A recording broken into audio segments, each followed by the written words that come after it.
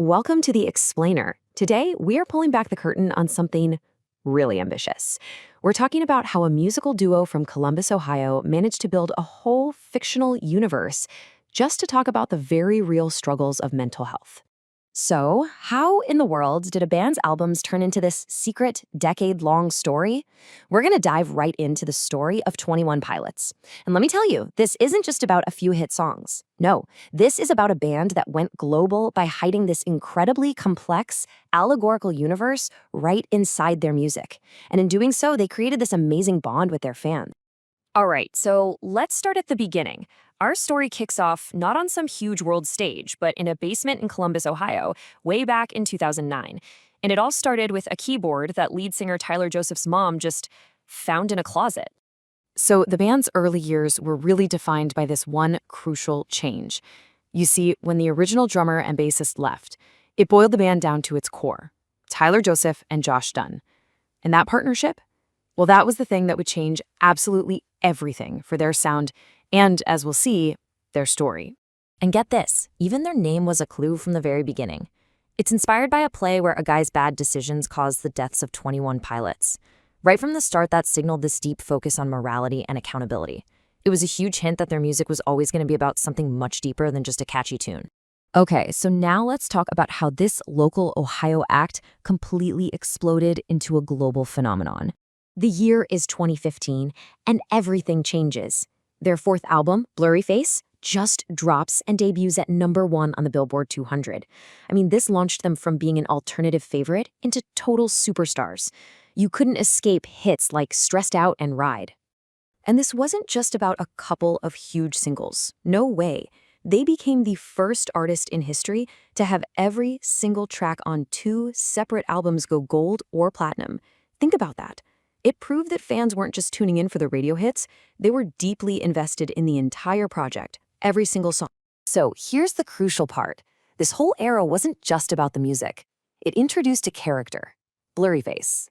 He was the personification of Tyler's insecurities and anxieties. He gave a name and a face to those internal struggles.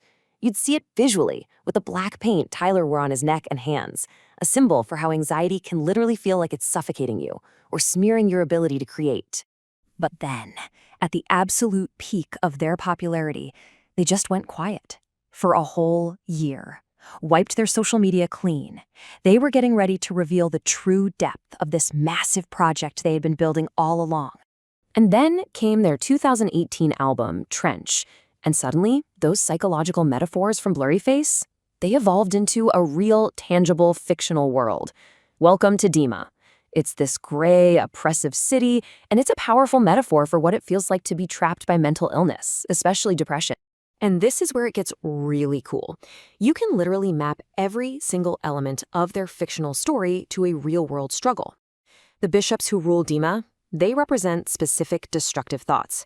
Their state-sponsored religion, vialism, is basically the glorification of self-destruction. But then outside the walls, you have Trench. That's the difficult, messy journey of recovery. And out there, you'll find the Banditos, a rebel group that symbolizes hope and community. And this is where they pulled off this brilliant narrative twist. After the dark, gritty, rebellious sound of Trench, they drop Scaled and Icy, a super bright, colorful, poppy album.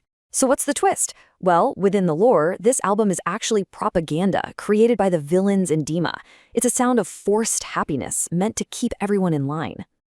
Okay, so this whole elaborate setup, packed with hidden messages and deep lore, was all building to one thing, the saga's dramatic conclusion. And with our 2024 album, Clancy, fans finally got the climax they had been waiting for. The hero of the story, Clancy, comes face-to-face with the main villain, Nico, who, by the way, is the leader of the bishops and the ultimate form of Blurryface. But yeah, the ending was not a simple happy victory. So what happens after this epic final battle? Well, in a pretty stunning turn, Clancy doesn't destroy Dema. Instead, he takes Nico's place. He becomes a bishop himself. And that bittersweet conclusion suggests something profound, that the fight against our inner demons isn't a war you just win. It's a cycle. Something you learn to manage day in and day out. And this one final lyric from the album just perfectly captures that message. I am starting it all over once again.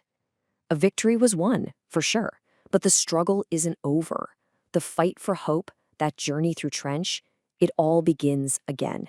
So what's the real-world impact of telling a story this deep, this complex? Well, it's the community it creates, and this one is incredibly dedicated.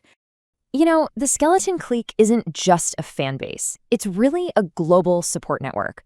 They have their own logo, their own inside jokes and slang, and phrases like "stay alive" that have become this genuine source of encouragement for people. They use the band's lore as a shared language to talk about real-world stuff in a safe, supportive space. And that really brings us to the ultimate legacy of 21 Pilots. It's this powerful question, right? They've shown us what happens when a shared story becomes more than just entertainment, when it becomes a whole world to explore, a code to crack, and for so many people, a lifeline. The story teaches us that the cycle might be endless, but just like the Banditos prove, no one has to go through it alone.